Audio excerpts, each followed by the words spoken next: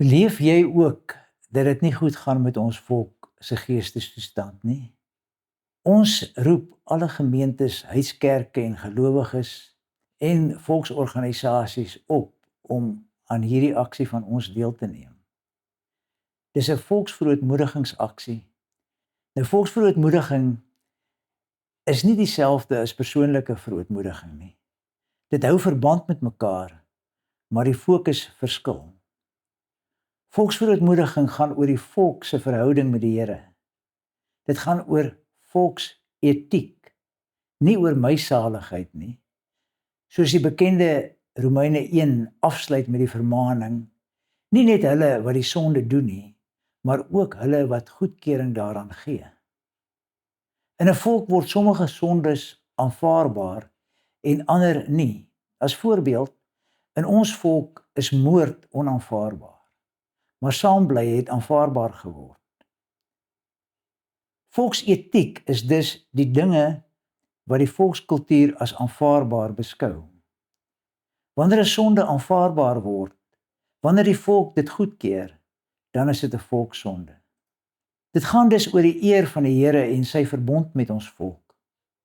Volksverootmoediging gaan dus oor volkssondes en die volk se terugkeer tot ons hemelse Vader. Nou besef ons dat hierdie gedagtegang vreemd is onder die moderne samelewing. Daarom moet ons dit beter toelig. Eers moet ons begin by die volkere verskeidenheid wat God geskep het. Ons lees in Genesis 10 hoe God die verskillende volke laat ontstaan het. Dan lees ons in Genesis 11 van die goddelose magte se plan om die verskille tussen volke uit te wis en saam te voeg in die eenheidsstaat van Babel. Ons lees dan ook hoe die Here hulle plan verydel. Later lees ons in Handelinge 17 vers 26 en 27 dat God verduidelik waarom hy die volke van mekaar geskei het, sodat ons hom in volksverband moet soek. Ons is dus geroepe om God in volksverband te soek. Deur die eeue het die duiwelse magte gepoog om met multikulturele imperiale ryke God se grense tussen volke uit te wis. Ons sien ook in Openbaring dat hy tot aan die einde sal voortgaan met hierdie sataniese agenda. Ons kom terug na hierdie plan van Satan. Vir 'n mens is sy eie saligheid baie belangrik in sy verhouding met die Here. En daarom is ons geneig om te dink dit is die belangrikste doel van die evangelie. Maar dit is nie. Die belangrikste doel van die evangelie is nie ons saligheid nie. Die belangrikste doel is die eer van God.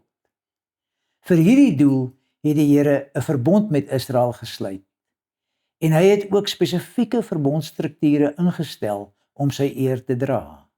Hierdie verbondstrukture is die gesin, die familie en die volk. Die belangrikste is die volk. Die hele Ou Testament getuig daarvan. Die Here het ook baie voorskrifte gegee, wette en verordeninge, maar die belangrikste is die gesindheid van die volk. Hulle moes God verheerlik in alles wat hulle doen.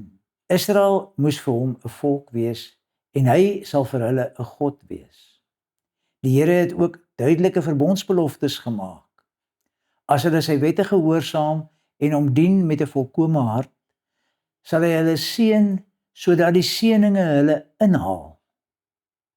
As Israel afvallig raak, sal hy hulle straf. As die volk tot bekering kom, sal hy hulle herstel. Maar as hulle volhard in hulle eie willigheid, sal hy die volk vernietig. Dit is 'n hooftema in die Ou Testament. Ons kan seker sê Deuteronomium 28 is die basis van sy verbondsbeloftes. Lees dit asseblief, Deuteronomium 28. In die hele geskiedenis van Israel het die Here dan ook sy verbondsbeloftes nagekom.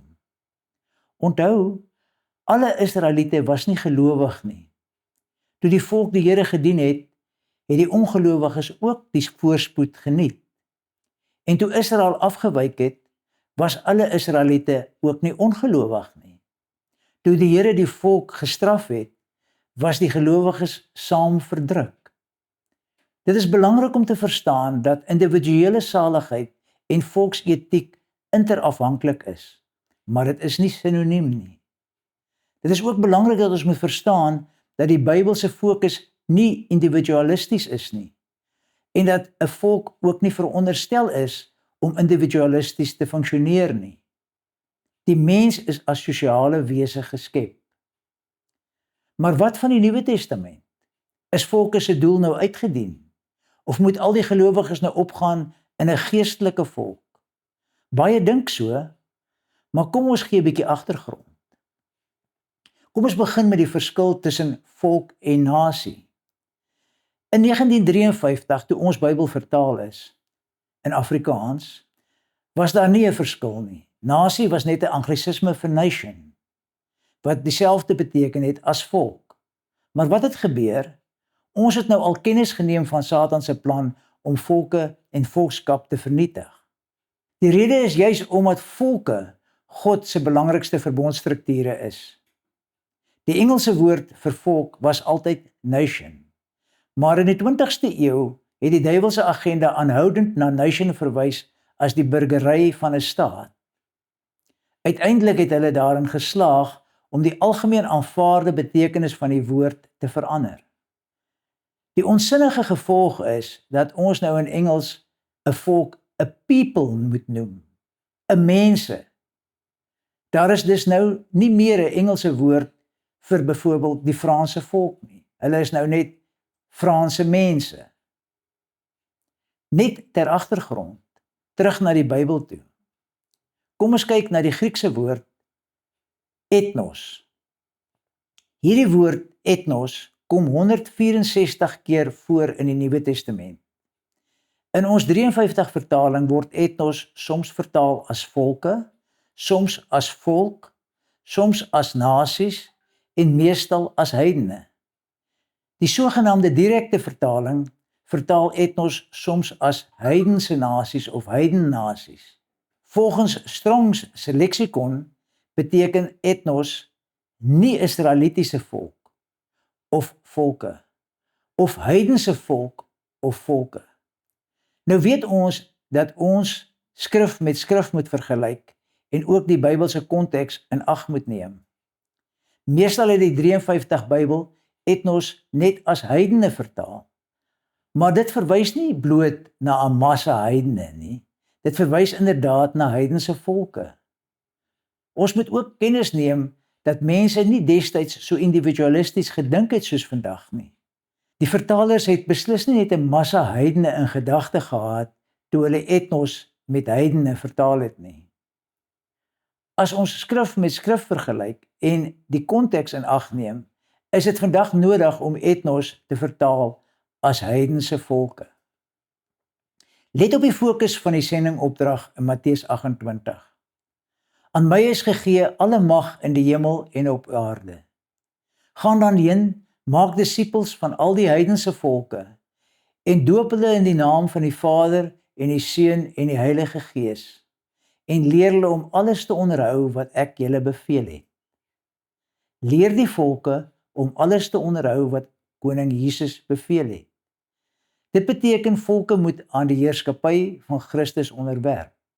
Ja, ek as individu moet my aan sy heerskappy onderwerp, en my gesin, en ons gemeente, en die skool, en my boerdery, en jou winkel, en die owerheid, en ons sportklub, ja alles.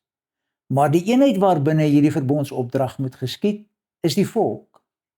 Dit was die volk in die Ou Testament, en ek gaan nou aantoon dat dit steeds die fisiese, biologiese volke is in die Nuwe Testament.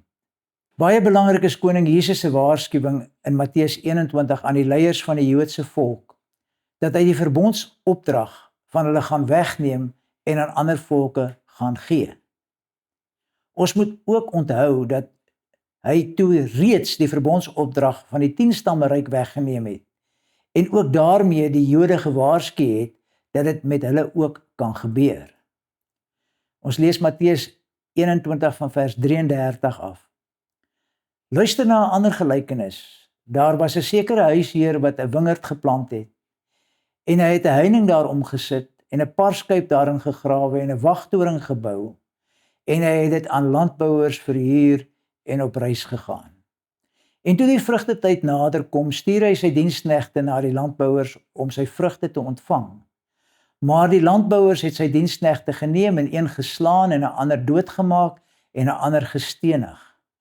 Weer het hy ander diensknegte gestuur, meer as die eerstes, en hulle het met die net so gemaak. Op laas het hy sy seun na hulle gestuur en gesê, hulle sal my seun ontsien. Maar toe die landbouers die seun sien, het hulle onder mekaar gesê, dit is die erfgenaam, kom laat ons hom doodmaak en sy erfdeel in besit neem. En hulle het hom geneem en buitekant die wingerd uitgewerp en doodgemaak. Wanneer die eienaar van die wingerd dan kom, wat sal hy met daardie landbouers doen? Vra Jesus nou aan die leiers van die Joodse volk. Hulle antwoord hom, die slegte mense, hy sal hulle 'n slegte dood laat sterwe en die wingerd verhuur aan ander landbouers wat hom die vrugte op die regte tyd sal gee. Jesus sê vir hulle, het julle nooit die skrifte gelees nie? Die steen wat die bouers verwerp het, dit het 'n hoeksteen geword. Hy het van die Here gekom en is wonderbaar in ons oë. Daarom sê ek vir julle, die koninkryk van God sal van julle weggeneem word en aan heidense volke gegee word wat die vrugte daarvan sal dra. Hierdie is 'n baie ingrypende uitspraak van koning Jesus. Dit beteken dat die verbondsverantwoordelikheid om God se eer te dra, wat die Here in die Ou Testament aan Israel gegee het, van hulle weggeneem word en aan heidense volke gegee word. 'n Sleutelteks wat die belangrikheid van volke beklemtoon en ook daarop dui dat God-vererende volke steeds verbondsvolke is, vind ons in Handelinge 15. Hier is die apostels vergader om uitsluitsel te gee oor die vraagstuk of die evangelie dan ook aan die heidense volke verkondig moet word. Hierdie vergadering word hoog geag deur die kerk deur die eeue. Dit staan ook bekend as die eerste konsilie, of in ons terme die eerste synode. Ons lees van vers 13 af. En nadat hulle geswyg het, antwoord Jakobus en sê, broeders, luister na my. Simeon het vertel hoe God in die begin uitgesien het om 'n volk uit die heidense volke vir sy naam aan te neem. En hiermee stem die woorde van die profete ooreen soos geskrywe is. Daarna sal ek terugkom en die vervalle hut van Dawid weer oprig en wat daarvan verwoes is, sal ek weer oprig en dit herstel. Sodat die oorblyfsel van die mense die Here kan soek en al die heidense volke oor wie my naam uitgeroep is, spreek die Here wat al hierdie dinge doen. Aan God is al sy werke van ewigheid af bekend. En inderdaad is daar baie tekste in die Ou Testament wat hieroor profeteer. Indien jy meer wil weet van die aksie of wil deelneem daaraan, maak gerus met ons kontak. Die kontakbesonderhede verskyn op die skerm. Onthou, 'n volk is geroepe om God te verheerlik.